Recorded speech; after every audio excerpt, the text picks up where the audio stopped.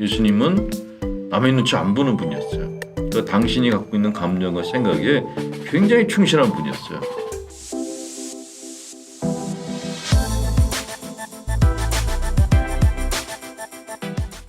오늘은 특별한 시간을 마련했습니다. 나는 생각보다 괜찮은 사람이라는 책으로 많은 분들에게 위로와 희망의 메시지를 전하신 저자이자 가톨릭 영성심리연구소 소장이신 홍성란 신부님 모셨습니다. 신부님 안녕하세요. 네, 안녕하세요. 예.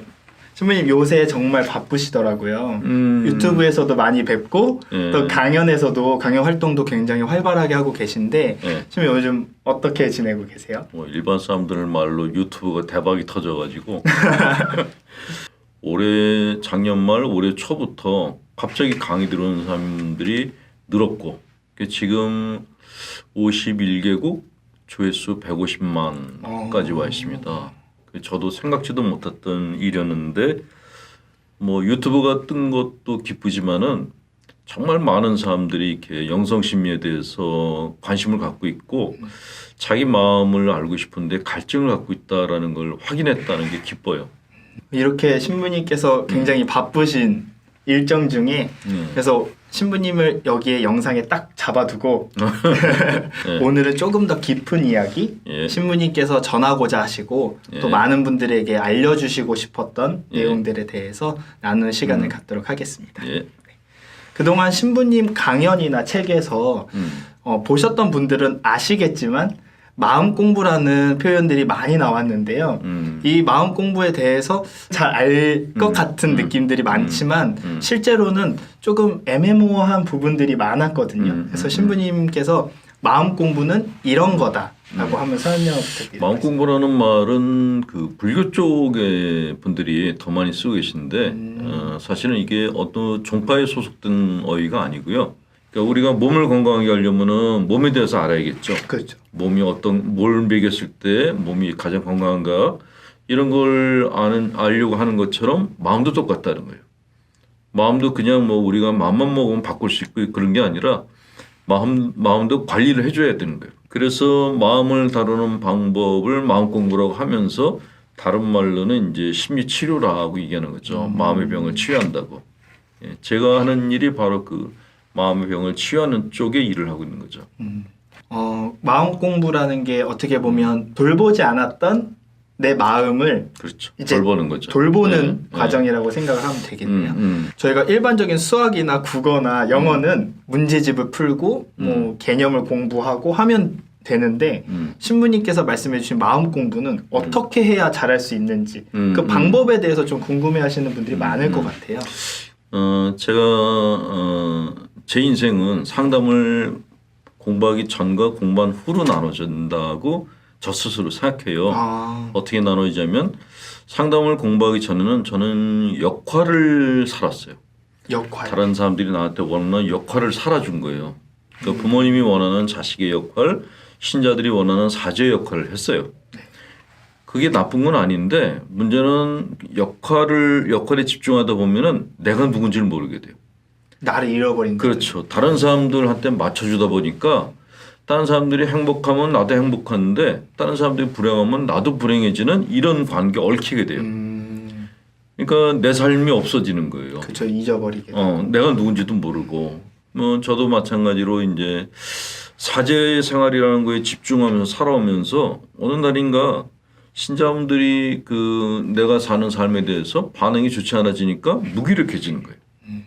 내가 뭐지 하는 생각도 들고 그게 원인이 뭔지도 몰랐는데 그러고 있다가 상담을 받았더니 이제 저를 상담해 준 신부님이 저한테 사제로서 어떻게 살았는가를 묻는 게 아니고 내가 어떻게 살았냐를 묻는 거예요. 신부님의 감정이 뭐고 생각이 뭐냐라고 물어보는데 굉장히 당혹스러웠어요. 그전에는 그렇게 묻는 사람이 없었거든요. 하여간 끊임없이 물어보는 거예요. 느낌이 어떠냐, 생각이 어떠냐. 이게 뭐지? 그랬더니 나중에 보니까 나는 내 생각이나 느낌을 말해본 적이 없었던 거예요. 예를 들어서 이제 밥을 먹으러 갔는데 신자분들이 이제 저한테 이제 이거 맛있는 거예요. 드세요라고 얘기를 해요. 근데 대부분의 신부들은 자기가 그 음식을 싫어해도 감사합니다 그러고 먹어요. 근데 사제로서 그쵸. 충실해야 그러니까 되니까. 사제의 역할을 하려다 보니까 내 감정이나 욕구는 뒤로 가버리는 거예요. 다른 분 사람들이 볼 때는 저 사람 참 다른 사람한테 잘 맞춰주고 잘한다 그러는데 실제 자기 자신은 점점 퇴행하거나 아니면 무기력해 가는 거예요. 그러니까 나를 드러낸 적이 없으니까 사제 생활을 열심히 하는데도 표정이 굉장히 감정이 없고 강론을 하는데도 뭔가 이렇게 드라이하고 느낌이 없고 근데 이렇게 잘못 살지는 않는데 반듯하게 사는데 생동감이 없는 신부님들이 거의 다 역할에 매달려 사는 거예요. 그러니까 성인 사제가 되기 위한 삶, 내가 아닌 거예요. 신자들이 원하는 어떤 삶에 맞춰서 살다 보니까 내가 없으면은 신이 안 나는 거죠. 그거를 저는 상담을 공부하면서 깨닫고 그 상담 받는 기간 내내 제가 받았던 훈련은 내 생각을 얘기하는 거예요. 내 생각을 내 느낌을 얘기하는 거예요. 근데 우리는 보통 만약에 이제 누가 이거 드세요라고 가져왔는데 이거 내가 맛이 없는데 그러면 상대방이 날 보고 입이 짧다고 얘기하면 어떡하지 하는 생각이 올라와요. 그건 내가 저 사람 눈치를 보는 거죠. 내 욕구보다. 그렇죠. 그게 타인을 위한 삶이라는 거예요. 그게. 근데 정말 나를 위한 삶을 살려면 어떻게 될까요? 저 이거는 맛이 없습니다라고 얘기를 해야 된다는 거예요. 근데 이렇게 유교적인 훈련을 받은 사람들, 굉장히 이렇게 그 외부에 신경을 많이 쓰는 그런 교육을 받은 사람들은 그걸 못 하는 거예요. 다 참아요. 그 참으면 참는 게 안에서 그냥 해소가 되냐? 그게 아니고 이게 쌓이고 쌓여서 어느 날 터져 올라요. 그게 문제라는 거죠. 굉장히 전형적인 한국인들이 많이 겪고 옛날 한국인들이 그러니까 예전에 그 우리나라 어른들이 걸렸던 병 중에서 제일 많았던 병이 그래서 화병이에요. 머리에 흰띠 들고 화병은 화를 안 내서 생긴 병이에요.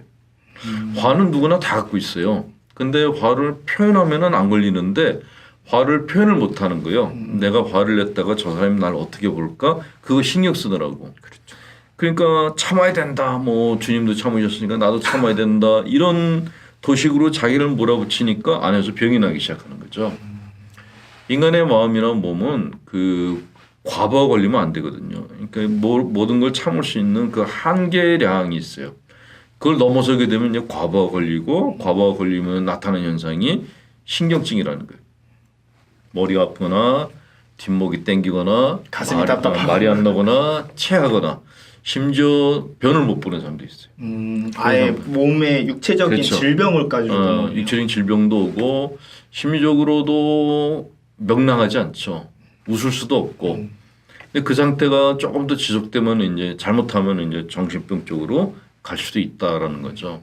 그래서 상담을 통해서 자기 자신을 갖다가 표현하는 법을 배웠는데 그게 신앙생활에서도 굉장히 중요하다는 것을 깨달았죠. 사실 예수님은 남의 눈치를 안 본 분이었어요. 어떻게 생각하세요?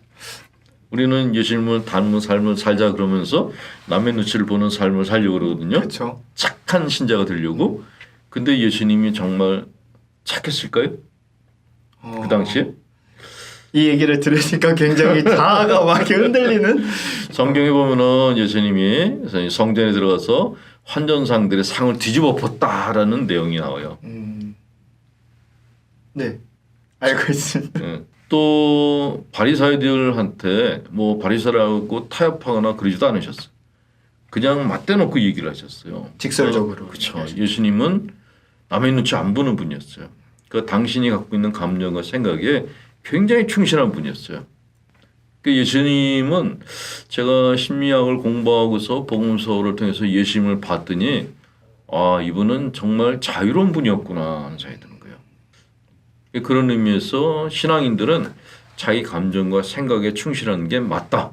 그게 복음적인 삶이다라는 거를 제가 책에서 이야기하고 있는 겁니다.